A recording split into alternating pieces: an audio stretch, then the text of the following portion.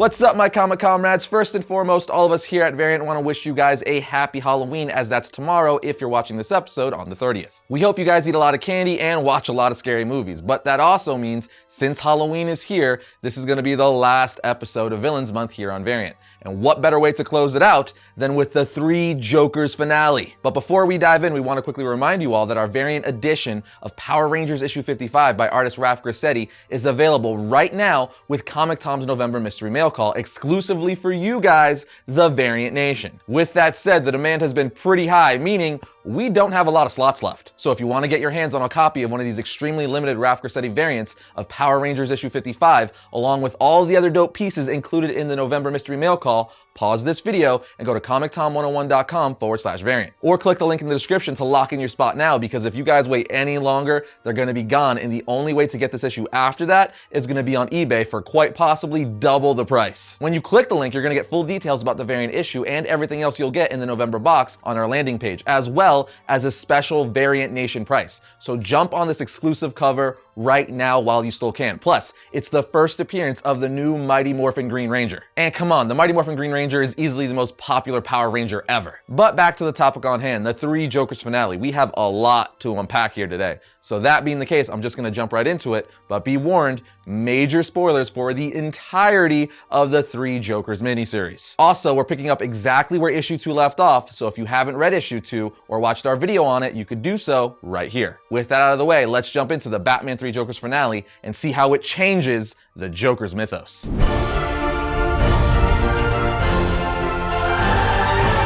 Now up front, I'm going to let you guys know that I'm going to be summarizing the first half of the issue fairly quickly. That way I could spend more time on the last half of the issue, since that's where things really start to come to a head. So let's begin. The issue starts off showing us pictures of the Three Jokers: the criminal, the clown, and the comedian. The next page then zooms out and shows us even more pictures of people the Joker has turned into the Joker, before eventually getting to the third page, where we see these are pictures Batman is analyzing on a table in the Batcave with Batgirl and Red Hood. Batman then says, "We know the Three Jokers have been abducting people from across the city in an attempt to create a better Joker." And Batgirl replies, "A better Joker? What does that even mean?" Red Hood then says, "It means the Jokers have been fooling all of us for years." Barbara then looks at Bruce again saying, "What's a better Joker, Bruce?" Batman answers, "According to what they said to Jason, it's someone who has an identity behind the smile. They left Jason alive, so we know that. The Three Jokers wanted me to uncover all of this. I just don't know why." Jason then tells Batman, "There's 2 Jokers left, Bruce. Not 3, 2. And when I get them in my sights, there'll be none, since you're too weak to do it." Then on the next page, we see Batman lose his cool, grabbing Jason by the shirt, throwing him back, saying, "Enough. You think I haven't wanted to put a bullet in his brain too, after everything he did to Barbara, to you?" Jason just stares at Bruce saying, "But you didn't, Bruce. I did. So what now? You're gonna arrest me?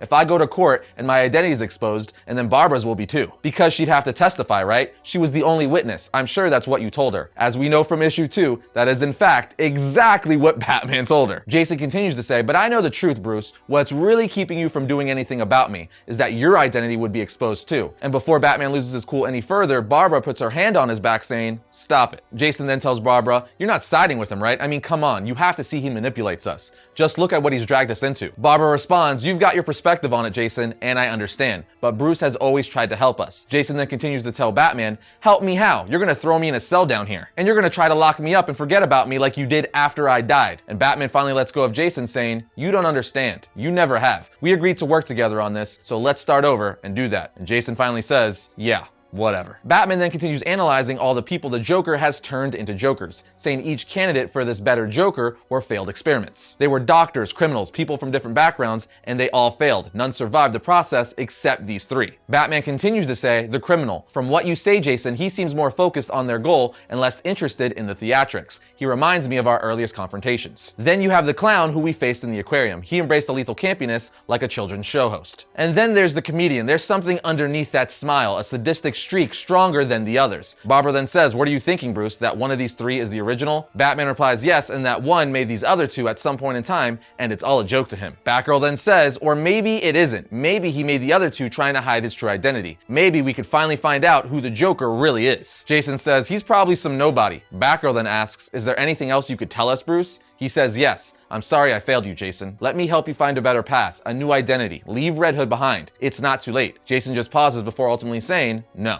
Barbara then says, Jason, he's trying. Jason just answers saying, let's focus on stopping these 3 Jokers, okay? I don't need help, I'm good. I just want to find the Jokers and be done with it all, as he remembers the times that Joker beat him over the head with a crowbar. Let's pause for a second because like Barbara said, Batman was trying to help Jason. He even straight up apologized, literally saying, I'm sorry. All longtime Batman fans know that's not something that happens too often, like at all. It's a big deal for Batman to say I'm sorry. Anyway, before they go out to find the 2 remaining Jokers, Jason says to Batman, first answer Barbara's question. You got something else to add here? Batman pauses and says no. Jason then pushes it further saying, I don't believe you. You know his real name, don't you? Barbara says, what? You think he would keep that from us if he knew? Jason then asks again saying, do you, Bruce? Batman answers, if I did, you'd know it too. Before an alarm goes off in the Batcave alerting Batman that something's wrong at Blackgate, meaning Batman was quite literally saved by the bell. On the next page, we see that an alarm went off at Blackgate because Joe Chill was stolen from the hospice wing of the prison. And when Batman gets there, he tells Jim, I want to see a cell. Investigating a cell, Batman finds letters written to Bruce Wayne, like a bunch of them. Then when one of the guards comes in, Batman asks, if these are letters, why not mail them? He tells Batman, you'd have to ask Reverend Evans. Meanwhile, outside of the prison, Batgirl and Red Hood keep watch. And while they're keeping guard, Jason starts apologizing to Barbara for killing the Joker, saying, I screwed up. I won't ever do anything like that again. Really. She replies, I hope not, because next time I'll unmask if I have to. We then see Batman take the letters Joe Chill wrote for him to Reverend Evans. Evans tells Batman he was full of regret for what he did. Batman says Chill wrote a dozen letters to Bruce Wayne, apologizing as near as I could tell, though none of them are finished. The Reverend replies saying Joseph dropped out of school when he was 13. He was doing his best in classes here, but his learning disabilities slowed him down. Batman then says so he gets sick and wants to repent. The Reverend says, oh no, Joseph started writing those long before he fell ill. He was truly a changed man. He talked about a darkness within his soul often, a darkness he was trying to understand. He didn't deny what he'd done. In fact, he tried to explain. Batman asks, how? The Reverend says, in those letters. Why would anyone want to take them? What do they want them for? And when Batman's going through the letters, he opens one and sees a ticket for the Mark of Zorro, placed there by the Joker. He then answers the Reverend saying, I'm gonna find out. We then see Batman, Batgirl, and Red Hood do exactly that, find out what the heck is going on while heading to the Monarch Theater. And when they get there, they see the marquee say, one night only, the new Joker. The 3 then head their separate ways, with Batgirl taking the roof, Batman going through the main entrance, and Red Hood going through a side door. Once Batman makes his way into the theater, the projector starts playing saying, please take your seats, ladies and gentlemen. The show is about to begin. As a Joker and Joe Chill appear on the screen,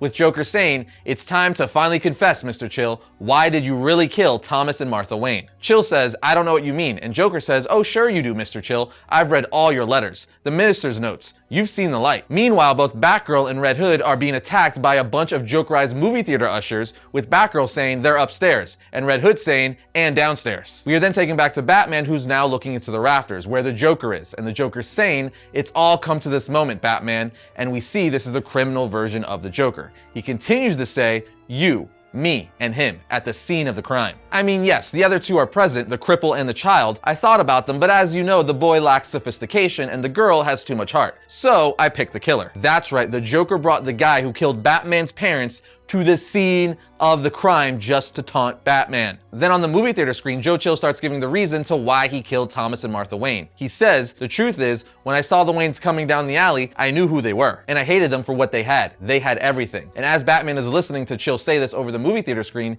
he's walking towards Chill and the Joker, while Joker holds up a lighter, then opens his trench coat saying, keep your distance until I say so, revealing he has dynamite taped to his chest. Batman then stops and says, you want to make a new Joker, and you think that's Joe Chill? Joker responds, how can it not be? Meanwhile, we see the comedian Joker sneak up on Batgirl holding the camera he had in The Killing Joke. But then we're taken back to the criminal Joker who says, I want you to know why I'm making a new Joker, Batman. Because I want to mean more to you. More to you than anyone. Right now, I am nothing but undefined chaos. I need to be more. I need to be everything to you. And he can do that. While looking at Joe Chill, he continues to say he could be the Joker who matters. Joker then raises Chill over a vat of acid, threatening to dump him in there, turning him into another Joker. We then continue to hear the recording from Joker and Joe Chill from earlier, where the Joker says, don't make me ask again, Mr. Chill. Tell me more. So Chill continues to answer why he killed the Waynes, saying, I figured there were people like me because of people like them. I was angry, bitter, lost. I thought I'd take whatever they had on them, but their boy. I didn't see the boy with them, not until it was too late. Meanwhile, we see the comedian Joker shooting Red Hood through the right shoulder, at which point Batgirl takes the camera from his neck and bashes the Joker over the face with it. Batman and the criminal Joker then continue to fight as we continue to hear the recording from Joe Chill explaining why he killed the Waynes. He says, I found out later who the Waynes really were. They were people trying to help Gotham with all they had. They were good people, and I took them from their son all these years, and I still don't know how to tell him I'm sorry. And Batman is listening to this while fighting the Joker in a fiery blaze, as the Joker dropped his lighter during their fight. But even with the theater on fire, the criminal Joker says, this is still happening. Another criminal falls into the acid, and another Joker is born. But Batman uses his grappling gun, and of course snatches Chill out of the air before he could land in the vat of acid. And as Batman continues to swing through the air holding Joe Chill, he locks his eyes on Joker and swing kicks him through a brick wall, knocking him out for the count. Now outside in Crime Alley, keep that in mind, that is very important, Joe Chill starts standing up, leaning on the brick wall, staring at Batman, with Batman staring back ever so intensely. Chill then says, I know who you are. They talk about you in Blackgate. You know what I did here, and you're gonna kill me. Batman just looks at him saying, no. Chill replies, I deserve it. Then holding his head down with regret, Chill says,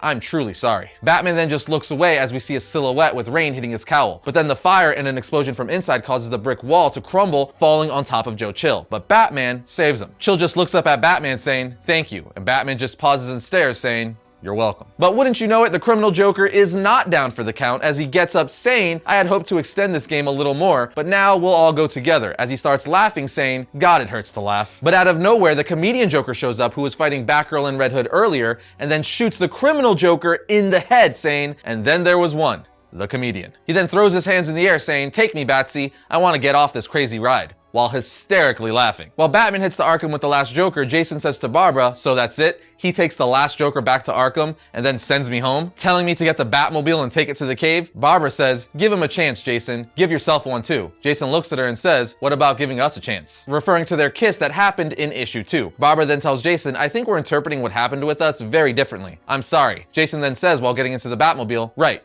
I'm sorry, see ya. Commissioner Gordon then comes up to Batgirl saying, you have my support as much as Batman does, but Red Hood, he isn't someone you should be involved with. And before Barbara drives away on her cycle, she says, what I do with him isn't your business, Dad, confirming that Jim does indeed know, or at least now knows, his daughter is Batgirl. We are then taken inside the police vehicle that the Joker is in, transporting him to Arkham, with Batman sitting across from him, making sure he gets there. But before either of them say anything, Batman is just sitting there thinking about how Joe Chill is a reformed man living with regret, telling him, I am truly sorry. But Joker isn't one to stay quiet for long, and as he stares at Batman, he says, see now, after all that drama, don't you feel better, Bruce? Bruce Wayne, Barbara Gordon, Jason Todd, you know I know, but I don't care. I won't tell. The world can never know your true name. You might stop doing this if I do. Which 100% unequivocally confirms that the Joker does know who Batman is, if that wasn't apparent already. It was hinted in Scott Snyder's New 52 Batman run, and more recently James Tynion's Joker War storyline. But for anyone who needed a flat-out answer, there you go.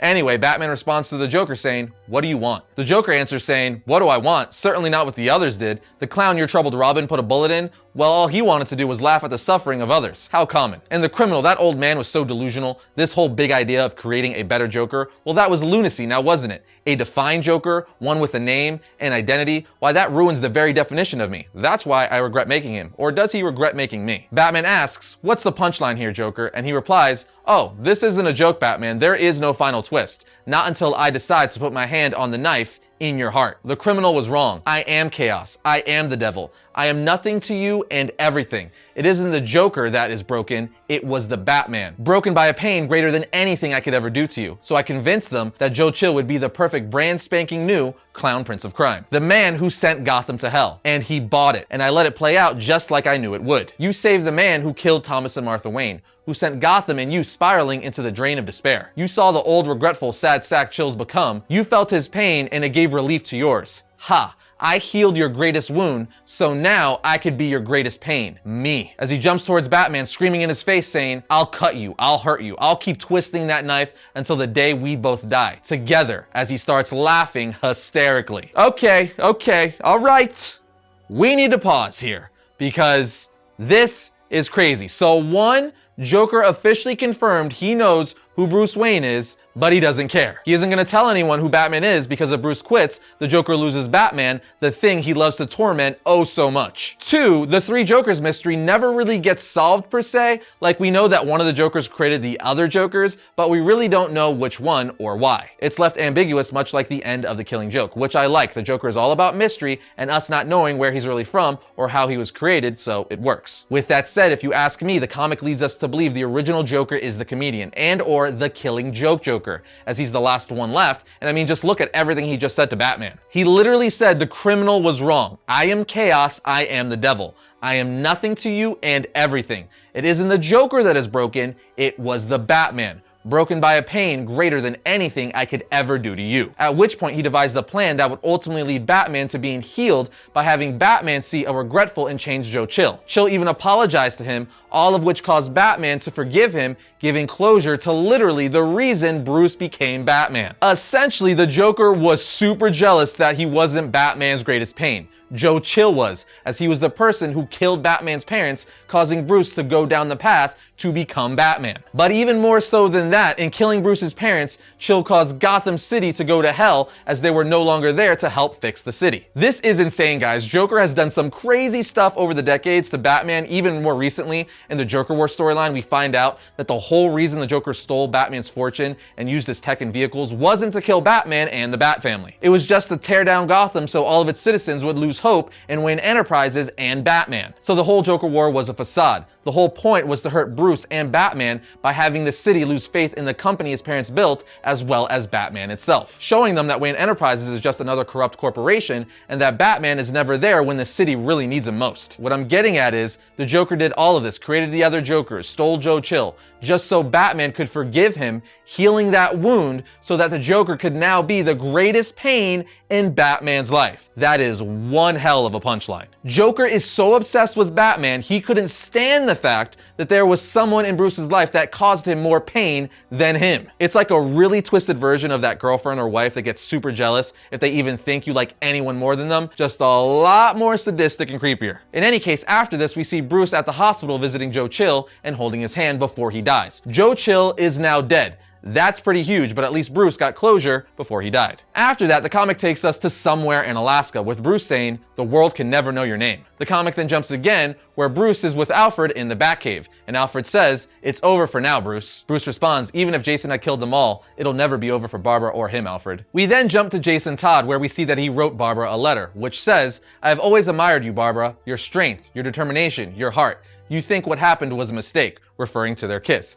"But I think we could be great together. I really do. I'll give up being Red Hood for us. I could be something else. Or I could stay Jason. All I need is a chance to prove to you I can be better. And I will devote my life to making you proud, happy, loved. If you don't think I'm worth one chance, if it was all just you caught up in everything, then throw this letter away. I'll never mention it. I'll even understand. Whatever happens, I love you. Yours, Jason." But unfortunately, this letter he taped to Barbara's door fell to the ground, and a maintenance man swept it away, meaning she's never gonna see it, and Jason is never gonna bring it up if she doesn't, as he said in the letter. Which is insanely tragic because, let's face it, Jason has enough scars, but also I want to see a Jason and Barbara Gordon relationship. I think that would be really interesting. Meanwhile, back in the Batcave, Alfred tells Bruce while he's looking at a picture of the Joker, aka the comedian or the Killing Joke Joker, all this hate coming from someone you don't even know. I wonder if we'll ever figure out who he really is. Bruce just stares as we see a panel right out of The Killing Joke of the Joker and his wife before he turned into the Joker. Bruce then says, "Not to sound like people think I do, Alfred, but I'm Batman. I knew the Joker's name 1 week after we first met." Then Alfred has the reaction we're currently having, saying, "What? Come again? The hell you say?" And then we get a new panel that's exactly in the Killing Joke style that even apparently took place during that book, with the Joker's wife telling the cops he'll never let me leave. And my child, I can't bear to think what he'll do to the baby. And the cops say, "It's okay, lady. The boys pulled together some money. We'll help you out however we can." Because in the previous panel from the Killing Joke, we see her husband freaked out on her. And in this new panel, she's saying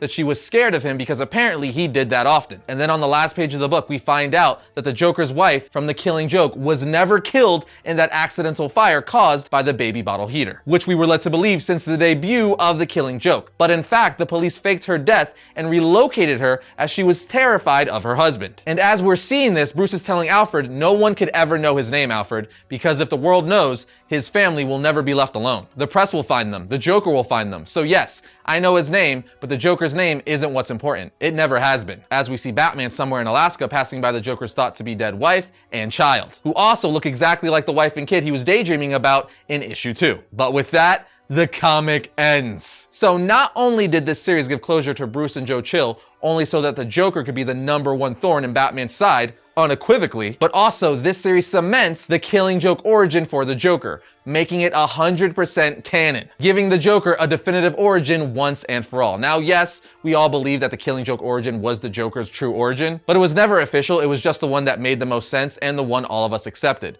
But DC never officially confirmed it until now. Again, Geoff Johns made it 100% official with this story. This is so incredibly insane, guys, and I don't know how I really feel about it. On one hand, I like it as it's freaking awesome because, again, the Killing Joke origin wasn't 100% official, but it was the one we were all like, yeah, that's the Joker's origin. But it was still cool that it wasn't official because part of the fun with the Joker's origin is never confirming it, right? So now it kind of sucks that that mystery's gone. But again, at the same time, if you were to ask any comic or Batman fan what the Joker's origin was, they would say the Killing Joke origin. So does it really matter that much that Johns just confirmed it? I don't know, I'm still sitting on it because I kind of like the mystery to still be there. It left room for other possibilities, but then again, the Killing Joke is my favorite comic book story of all time, so I'm kind of stoked.